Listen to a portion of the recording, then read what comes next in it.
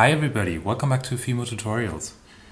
Today I want to share with you how to make a barbwire cane. And I made two versions, stainless steel with grays and also this beautiful rusty version. And this is the one we're gonna make today. I mixed this nice rust color here from a clay called Terracotta of the Fimo brand, and I mixed it 1-to-1 with ochre. So it gets a little bit lighter and warmer. And my lightest tone is also ochre with a lot of light gray. So it's very light, and also the gray cuts the yellow of the ochre a little bit. So it makes this very nice cafe latte color. And then my darkest tone is this very dull dark brown, and we'll need a bit more of it for the outlines later. And both blends are a single layer of a level 0, the thickest level of my machine. And this one is 10 by 12 centimeters, and this one is 6 by 10 centimeters. So this one is half the volume of that one. And they'll both go into the machine in this direction. Now the bigger light blend, I will roll it into a bullseye cane. So I'll fold it first, and then I'll run it through the machine like that to stretch it, make it long. I'll make it on a thinner setting to make it even longer, and then I'll roll it up starting from the light end. And this one, I'll roll it up into a stub in this direction, and then I will compress it and make it flat that way. So they're pretty much the same length already, which is great because we want to join them together now. And for this, I'll make this one flat first, and I'll make it to the same height as this one, and also the same width. And then we'll just join them together like that. So it should look something like that. The highlight is here in the middle in a circle, and the dark color is on this end here. And we'll push them together to make this into one block, and we can make it a bit more flat and also a bit wider. Now we'll cut this block into halves, and one block is gonna make the coil and the spikes of the barbed wire, and the other one is gonna make the wire that's joining to that coil. So we'll start with this one block, and I'll stretch it in this direction and make it to a length of 18 centimeters. And I was already trimming off the ends, making them clean, and you can see it's very flat. And it's 18 centimeters, and I will cut off 1/3, which is 6 centimeters. And the remaining piece, I want to make it a bit shorter and wider, and I want to make it 25% shorter. So it's 12 centimeters now, and I will make it to 9 centimeters. So I got wider in this direction, and it's still the same thickness as the other one. And also this other half of our initial block, I was making it to that same thickness as the other one. And let's make the ends clean here as well, because it should also have a width of 6 centimeters like this one. And now I will cut everything into sections of 3 centimeters.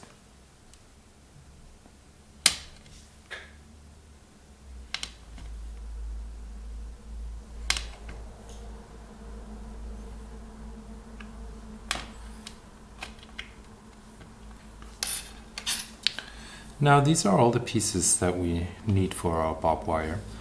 And actually this is all about proportions. So you could also do the same thing with a different amount of clay and different measurements. It's basically, this was half of our initial block, and I cut it again into halves, and then the other half I used a third of the other half to make these two short ones, and the other 2/3 I was cutting in 3 pieces, and they are all the same height and also all the same thickness, so automatically you get these different lengths. Before we put them together, we morph a few ones a little bit, and I'm making this one end pointy and gets a bit longer too, and of this one I make the other end pointy, the dark end, make it a bit longer,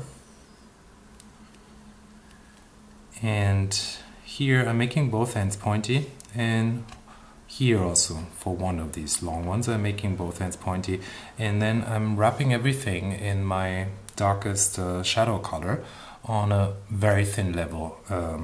I use a level 9, which is the thinnest level of my pasta machine. Now these are all our elements, and we can start assembling them, and I will use my grid here as an orientation because we'll have this horizontal direction.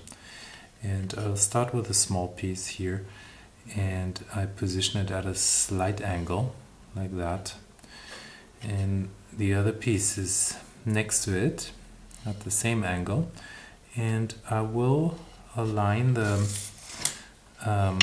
bottom side here on my horizontal, and then I'll take this piece and also align it on the bottom side, and then this piece I will align it on the top of my coil.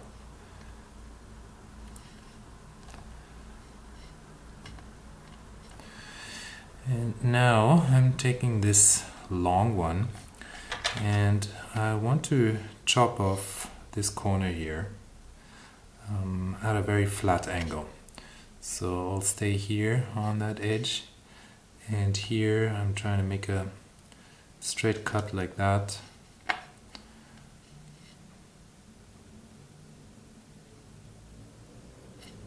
Oops.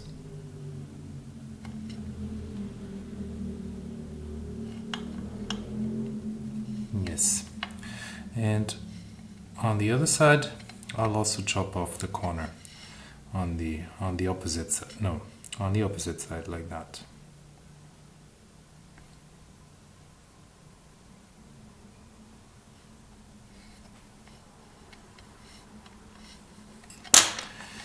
And now we can make these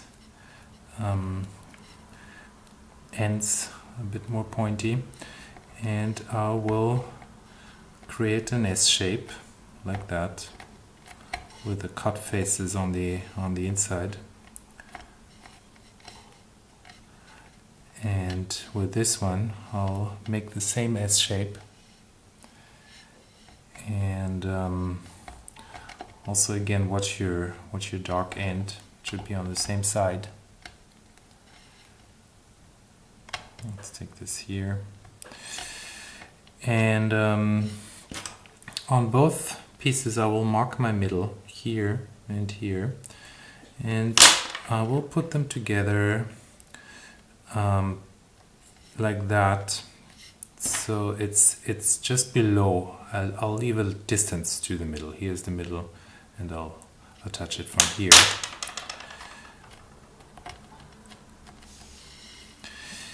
And now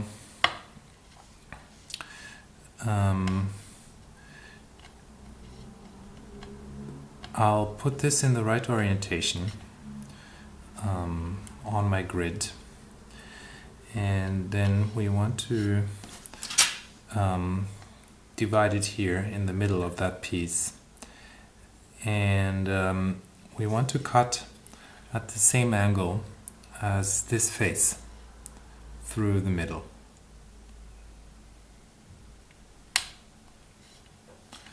And then this piece can go on the other side again with the distance from the middle. And now I'm taking my little cuttings and I put this one here and the other one here. So there's a dark one and it goes on this side where my dark ends are, and the light one is on the other side where my light ends are. And then I'll cut this flush on my edge here and here.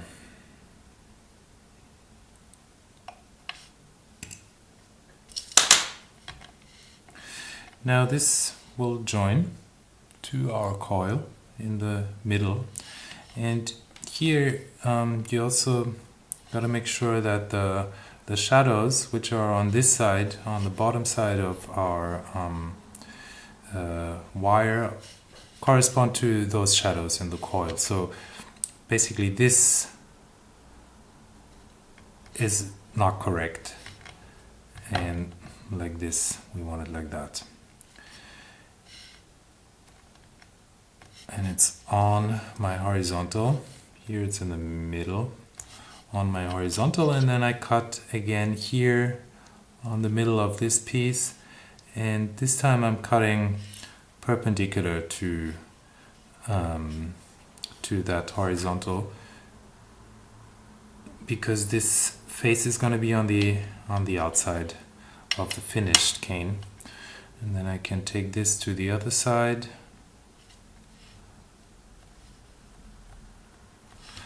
And now we'll need 2 more spikes here.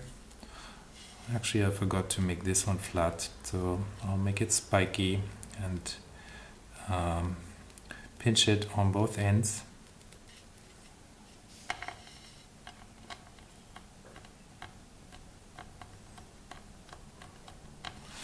And then we'll cut it in 2, and we'll position it in the right orientation, like that. And then the face we want to attach it to is here, so we'll cut in this angle through the middle.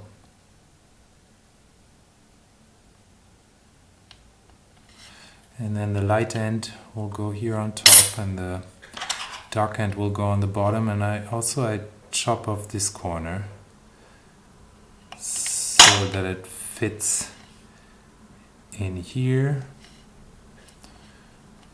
and the same on the other side.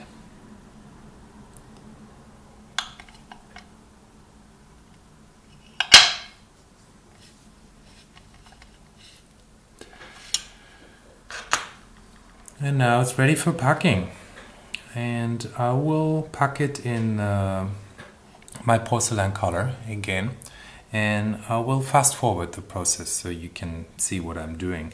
And basically we want to follow this outside shape as close as possible and fill in all the corners with wedges, and also follow these curves here.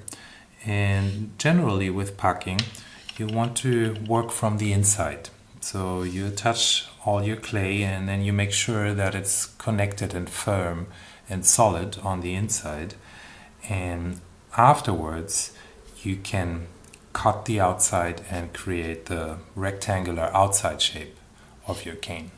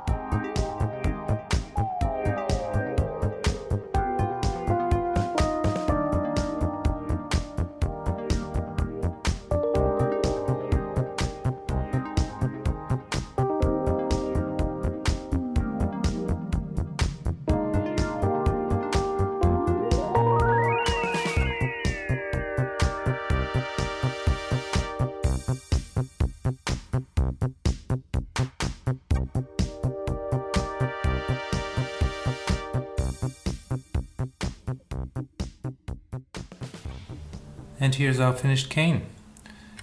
This one is already a bit shorter because I was cutting off some slices and I wanted to show you how they're joining together seamlessly. So you can make a really nice long strip of barbed wire. And I wanted to mention, I don't know if you noticed, but during the reducing, at some point I was cutting the ends, and then I kept on reducing it more, because in the beginning it will get very messy, and then when you get over a certain stage it's easier to keep the ends clean. So at this stage I was trimming the ends, making them clean, and then I kept them clean. So that's it for today. Thanks for watching and happy creating.